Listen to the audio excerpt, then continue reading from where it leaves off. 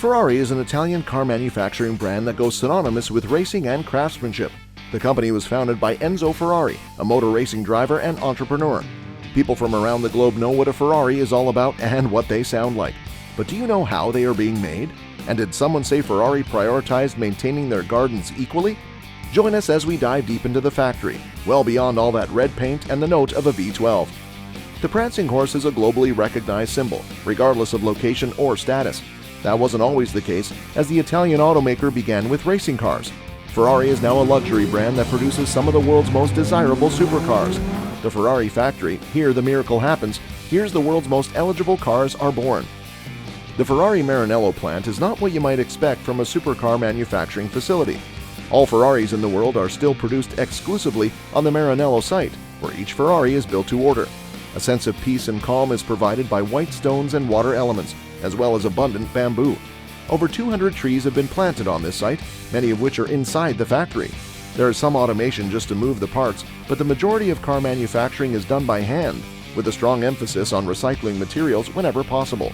Ferrari's home feels young and vibrant. It's also an architectural marvel. Atelier Jean Nouvel, a Paris-based architecture firm, designed the addition to the Ferrari compound at Maranello, which was built in 2009 and is located in the historical part of the factory.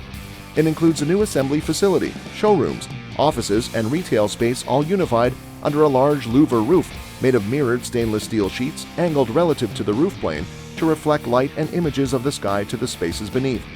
Central Style, which opened in September 2018, houses around 100 vehicle designers, digital surface modelers, color and trim specialists, and other professionals. The compound structures are surrounded by gardens on all sides. The existing structures have mostly remained untouched. In recent years, the compound has received a number of new additions, including the Ferrari wind tunnel designed by Renzo Piano and an office building designed by Massimiliano Fuscas. The Ferrari factory, which is organized under Montezemolo's Formula Uomo initiative for employee health and satisfaction, operates on a single shift from 8 a.m. to 5 p.m. every day. 55,000 square meters and 3,000 employees, 600 of whom work at Gestione Sportiva. No dust, oil, grease. I've been in kitchens whose floors aren't this clean. Words of a visitor. From this, it is very evident how Ferrari has been preserving a chapel of speed and an ultimate labor room for the elegant and pulchritudinous-looking speed demons they churn out. The factory gate of Via Abetone is the same as the one from which the first Ferrari was produced. Enzo Ferrari's office was in the center of the Fiorano circuit, where you could see what was going on inside and outside the factory. That's saying a lot about Commendatore's days. Streets in the factory are named after Ferrari drivers who have won at least one world championship, with the exception of Michael Schumacher, who is named after a square. Assembly lines with connections even beneath the floor. The bodywork and vehicle chassis were joined with engines in a process known among Ferrari employees as il matrimonio, the wedding. Each step in the carousel system lasts 19 seconds, including the wedding.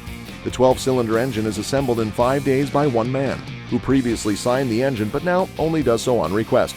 Employees refer to two robots as Romeo e Giulietta, Romeo and Juliet, because they always work together.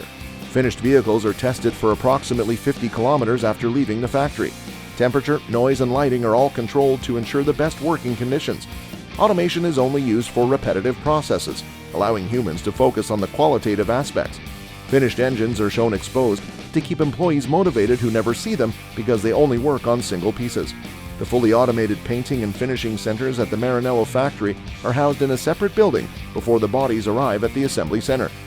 It's no secret that in recent years, Ferrari has steadily increased the number of cars it produces each year.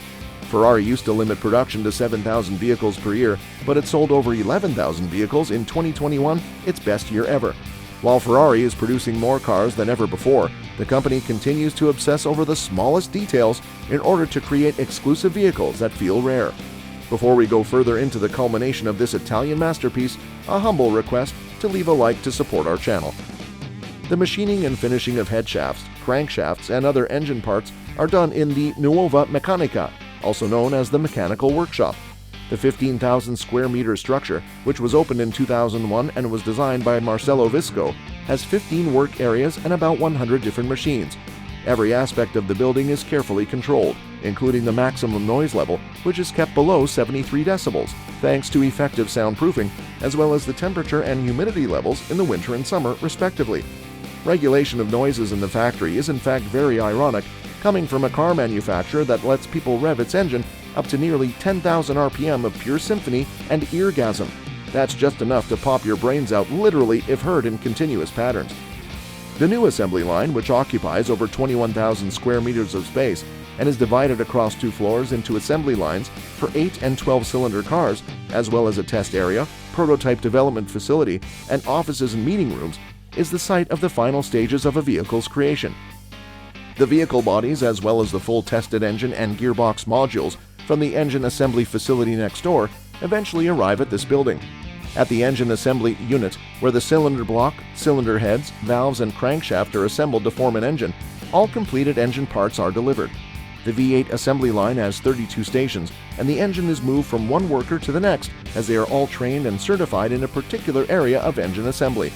Due to their more complex design and the additional human attention they require, V8 engines are assembled separately from V12 engines, the former requiring an average of about 1/2 hour of work at each station and the latter closer to an hour.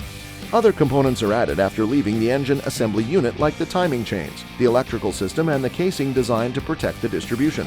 Before going to the assembly line to be attached to the car, the engine first goes to the test bench to make sure it meets Ferrari's requirements. The final steps of a manufacturing process that lasts about 3 weeks are when the engines are installed into the bodies, the top panel of choice is bolted in, and the seating materials, dashboards, and any special inserts are installed. From beginning to end, this process takes about 3 working days for each vehicle.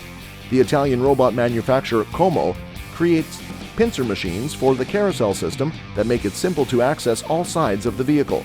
The cars can be rotated to allow work to be done on their underside and are positioned at the ideal height for each worker. For the convenience of the technicians, each car is equipped with a specification sheet outlining every detail of its construction. Ferrari is always very proud of its ecosystem and domicile. How, you ask? Well, for starters, although Ferrari used to give tours to members of the F1 community or people from race lineage, Ferrari now offers tours to the general public as part of its tourism program in Italy, which is called the Ferrari Panoramic Tour, which is very different from its factory tour. But there's a catch. There's always a catch.